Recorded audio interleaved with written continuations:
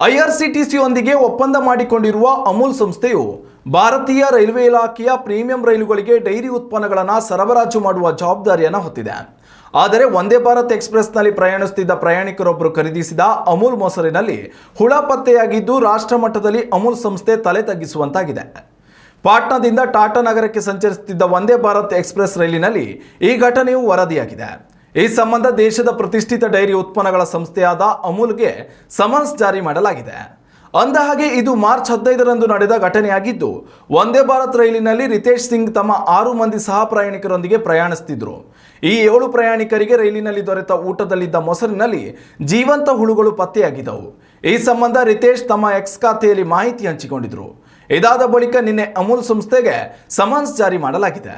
Railway ಸಚಿವಾಲಯವು ಈ ಪ್ರಕರಣ ಸಂಬಂಧ ಭಾರತೀಯ ರೈಲ್ವೆ ಅಡುಗೆ ಮತ್ತು ಪ್ರವಾಸೋದ್ಯಮ ನಿಗಮ ಹಾಗೂ ಕೃಷ್ಣ ಎಂಟರ್ಪ್ರೈಸಸ್ಗೂ ಭಾರಿ ಮೊತ್ತದ ದಂಡ ವಿಧಿಸಿದೆ.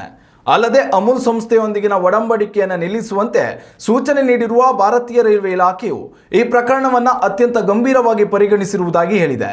ಆದರೆ ಈ ಘಟನೆ ಸಂಬಂಧ ಅಮೂಲ್ ಸಂಸ್ಥೆಯಾಗಲಿ ಅಥವಾ ಐಆರ್ಸಿಟಿಸಿ ಆಗಲಿ ಯಾವುದೇ ಬಹಿರಂಗ ಹೇಳಿಕೆ ಅಥವಾ ಕ್ಷಮೆಯಾಚನೆ ಮಾಡಿಲ್ಲ. ಅಲ್ಲದೆ ಈ ಘಟನೆಯನ್ನು ಅಮೂಲ್ ಯಾವ ರೀತಿ ಸಮರ್ಥಿಸಿಕೊಂಡಿದೆ ಎಂಬುದರ ಬಗ್ಗೆಯೂ ಮಾಹಿತಿಯನ್ನು ಬಹಿರಂಗಪಡಿಸಲು ಐಆರ್ಸಿಟಿಸಿ ನಿರಾಕರಿಸಿದೆ ಎನ್ನಲಾಗಿದೆ.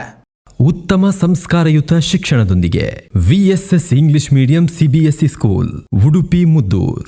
ನರ್ಸರಿಯಿಂದ 10ನೇ ತರಗತಿವರೆಗೆ ಶಿಕ್ಷಣದ ಜೊತೆಗೆ 5ರಿಂದ 10ನೇ ತರಗತಿವರೆಗಿನ ವಿದ್ಯಾರ್ಥಿನಿಯರಿಗೆ ಉತ್ತಮ ಹಾಸ್ಟೆಲ್ ಸೌಲಭ್ಯವೂ ಇದೆ.